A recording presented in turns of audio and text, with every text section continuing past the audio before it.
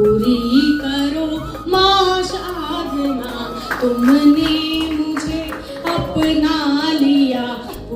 महानिदेशक महोदय हमारे बीच आ चुके हैं, कृपया एक और जोरदार तालियों के साथ।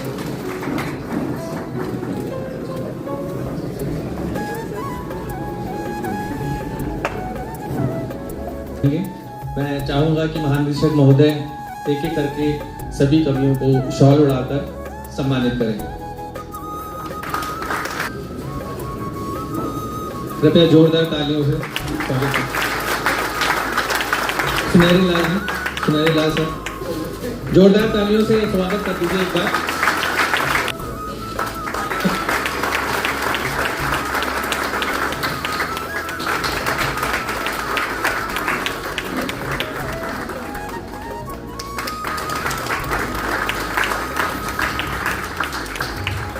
विनय विनम्र जी कृपया मंच पर आ जाएं।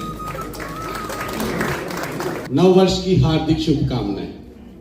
एक सिख ही 1.25 लाख के बराबर है। इतनी संख्या के बीच में 1.25 लाख के बराबर एक व्यक्ति का और उपस्थित होना हमारी संख्या को और बड़ा बना देता है। तो साथियों, आइए कवि सम्मेलन की शुरुआत मैं ओज के शिखर कवि श्री कृष्ण मित्र जी की 4 पंक्तियों से करता हूं। कवि सम्मेलन की शान है, हर विधा में लिखते हैं और 9 से अधिक पुस्तकें आपकी प्रकाशित हो चुकी हैं और राज्यसभा में एक बड़े पद पर अधिकारी हैं और कवि के रूप में सबके बीच में जाने जाते हैं। आज आपके भी सामने कविताओं का पिटारा ये खोलेंगे।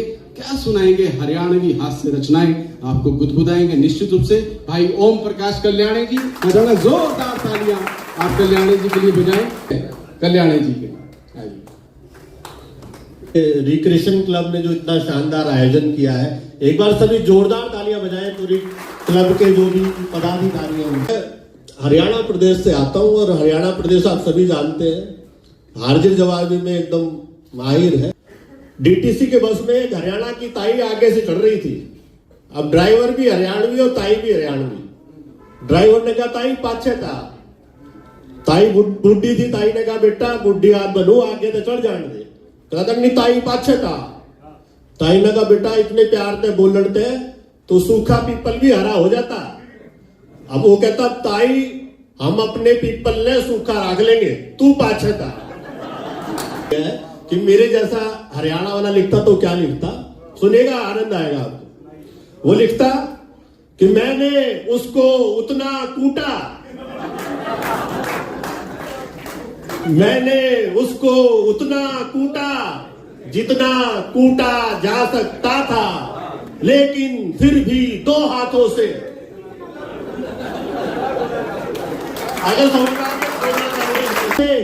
क्या तेरी अक्ल को हुआ कह दे और खाप का कुछ तो खौफ खा मजनू, खाप का कुछ तो खौफ खा मजनू, हूं तेरे गांव की बुआ कह दे,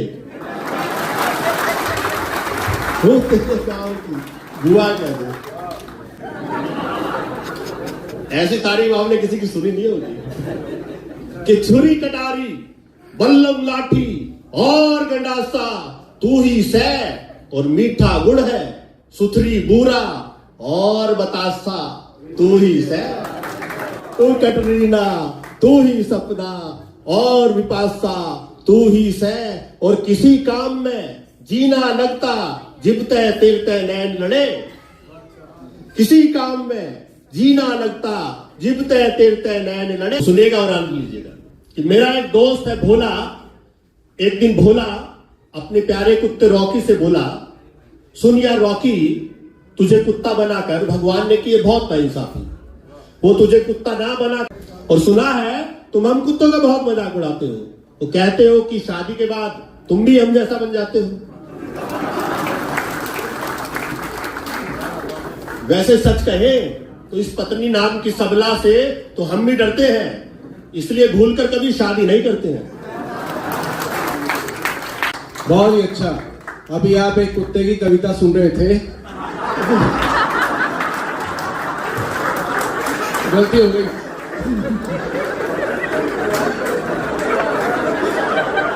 कहने मतलब कुत्ते पे कविता सुन रहे थे, उल्टा हो गया। अच्छा और जोर से हंस लो, एक बार और सही। हाथ से लोग हो जाएगा। सुना है कि मैम जा रही है, प्रिंसिपल एजी मैम को भी आवश्यक कार्य से जाना है, तो मैं ये भी आपसे आग्रह करूंगा मैम कि नववर्ष की शुभकामनाएं भी आप साथ के साथ दे दें और छोटी सी भेंट है कवियों के लिए, वो भी हम आपके साथ से चाहेंगे कि आप उन्हें प्रदान करें। धन्यवाद। सुनहरी लाल जी,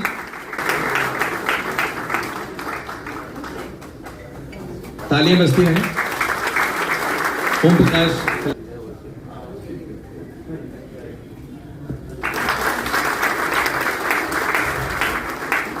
मैं दोनों उच्चाधिकारी महोदय प्रिंसिपल एजी महोदया और सर का मैं धन्यवाद करूंगा वो कार्यक्रम में शिरकत करने के लिए। Thank you very much sir. सभी उच्चाधिकारियों का बहुत बहुत धन्यवाद जो कार्यक्रम में आज सम्मिलित हुए। Thank you very much. Thank you sir. जय श्री राम। महिलाएं कम बोल रही हैं, लगती है कि वृंदावन की तरफ से। एक बार आप भी बोलिए जय श्री राम। धन्यवाद। मैं चाहूंगा कि विनम्र जी के लिए एक बार जोरदार तालियां हो जाए। डीजीएसई के अंतर्गत समस्त अधिकारियों, पदाधिकारियों, बड़े अधिकारियों, उनसे भी बड़े जो चले गए, सारे अधिकारियों को प्रणाम करता हूं। तालियां बजानी है तो दोनों हाथ उठा के बजाएंगे।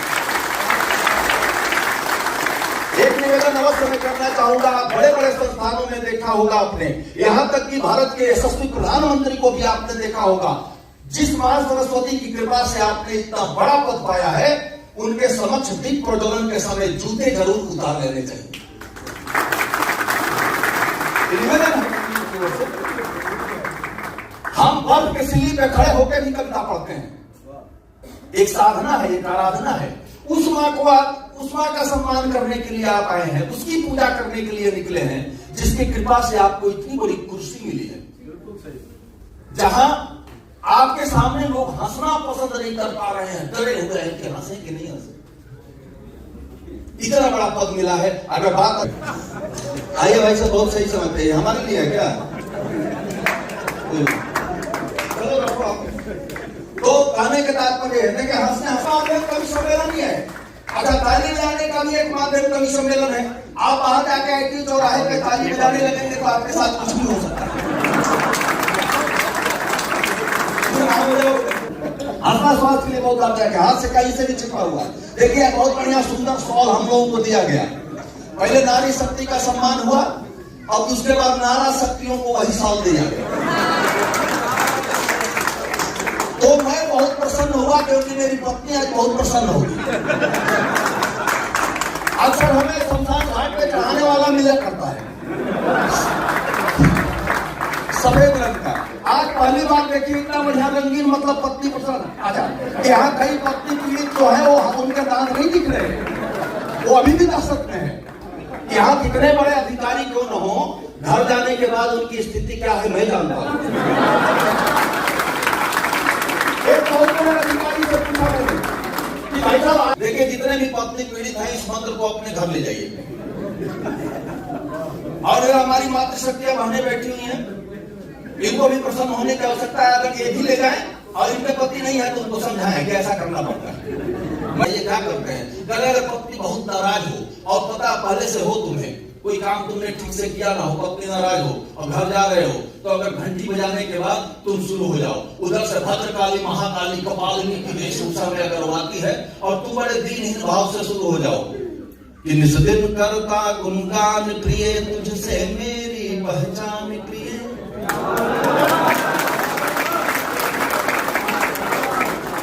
धीरे धीरे मीठी मीठी रिदम के साथ हाथ हिला सकते हैं प्रेम से, इसका आनंद है कि निस दिन करता गुणगान प्रिय, तुझसे मेरी पहचान प्रिय। तुम मधुर तान वाली वेणु, मैं फटे बांस का खान प्रिय। निस दिन करता गुणगान प्रिय।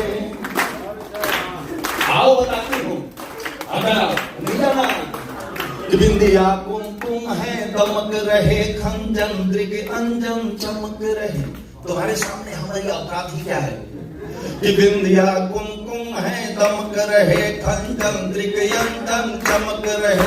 तुम राजमहल की रानी हो, मैं तो हूँ एक दरबान प्रिय।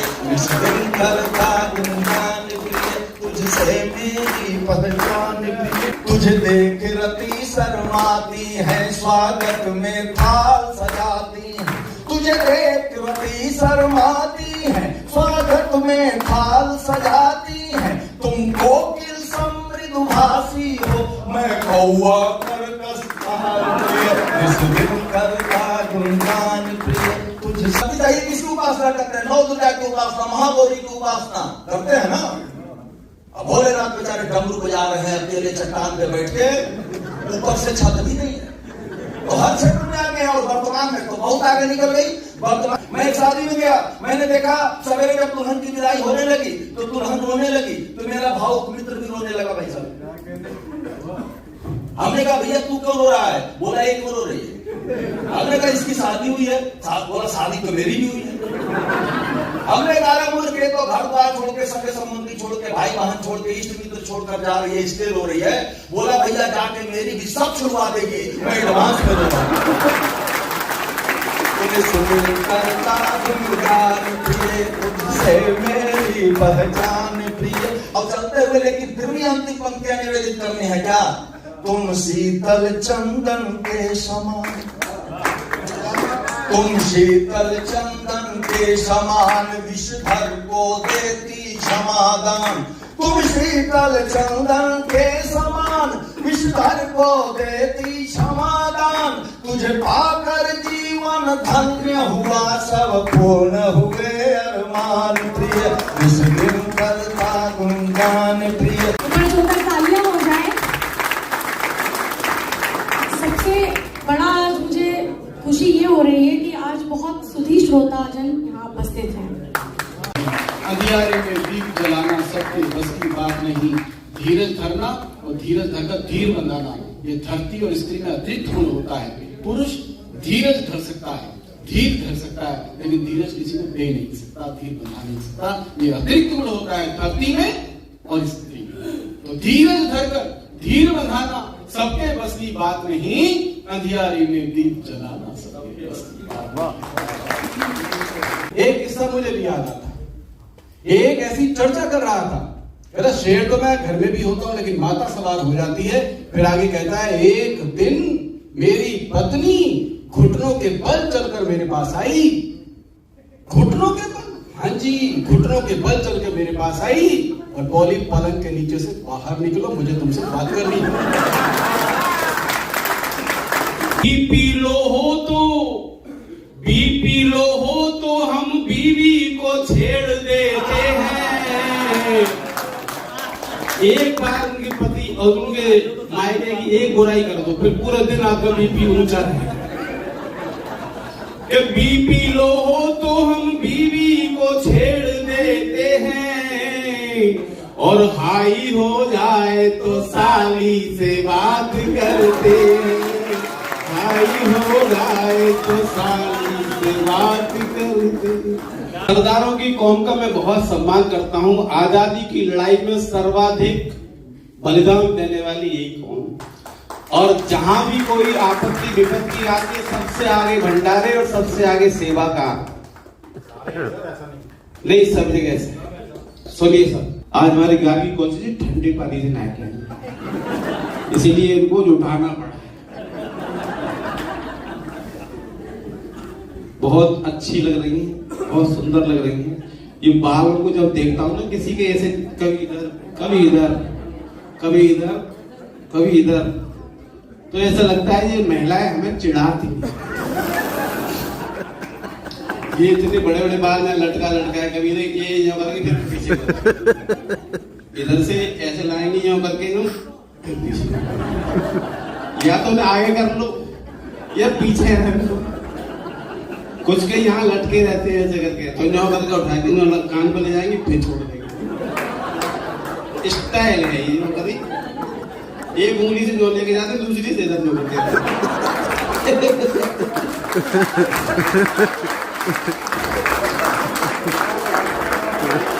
एक दिन यहाँ मंदिर की लाइन में खड़ा हुआ था, वो ही लंबी चोटी, सफेद रंग की भक।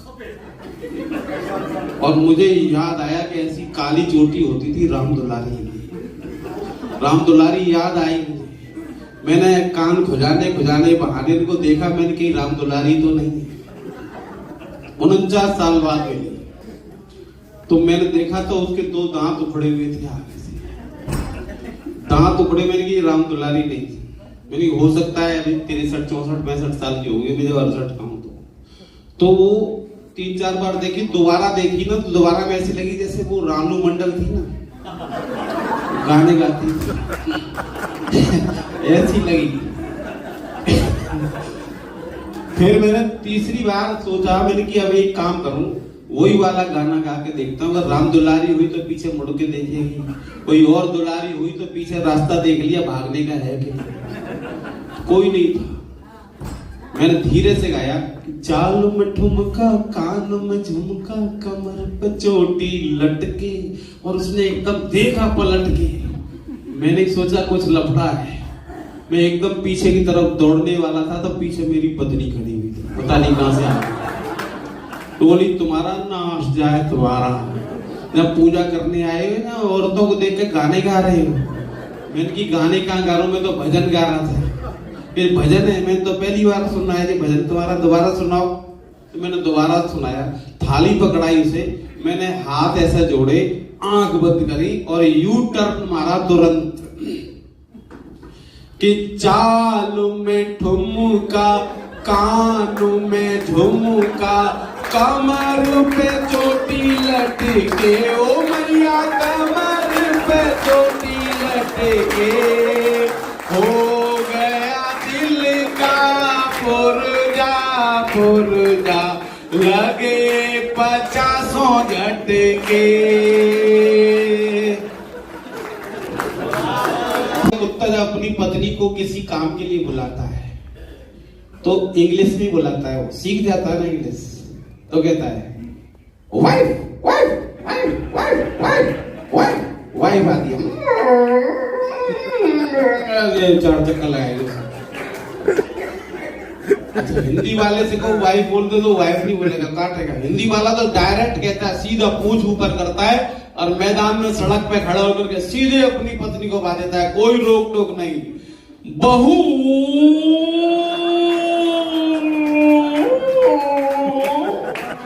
बहू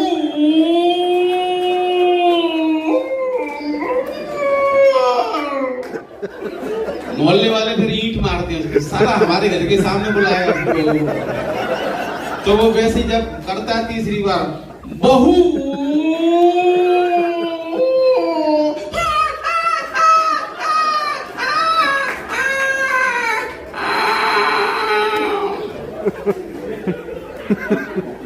बहुत दुष्ट होते हैं। चलिए अब मैं, पत्नी ब्यूटी पार्लर नहीं गई, आईब्रो यहाँ तक लटकाई नीचे तक, मुंह से निकल आई, मुंह पे बाल आ गए, हाथों में वैसे चिकने होते थे, बाल सिंदरे सारे। अरे मैंने की तू वही है क्या? हाँ मैं वही हूँ। जितने लोग कोरोना से नहीं मरे थे उतने एक अपने अपने लुगाइयों को देख के मर गए। तो जब ये लोग अपना जीवन जी रहे थे उस समय हम कच्चा बनियान पहन के घरों में झाड़ू लगाते थे, पोंछा लगाते थे। वो कहती थी जलेबी खानी है, रसगुल्ले खाने, बाजार बंद थे तो घर बनाते थे। घर बनाते थे, मिठाई का मजा लेते थे। घर बनाते थे, मिठाई का मजा लेते थे। और गोल गप्पों में खटाई का मजा लेते थे। और उब कर इनसे निकलते थे जब भी सड़कों पे, तो लॉकडाउन में पिटाई का मजा लेते थे। लोग बेसन लेके जाते थे और सूजी लेके लौटते थे। हम भी लाए एक दिन सूजी, हमारी पत्नी बोली ले आए बेसन, मैंने कि नहीं सूजी लाए, लेकिन कितनी लाए मैंने अभी देखी नहीं कितनी, थैले में इतनी भर दी है मैं पता नहीं।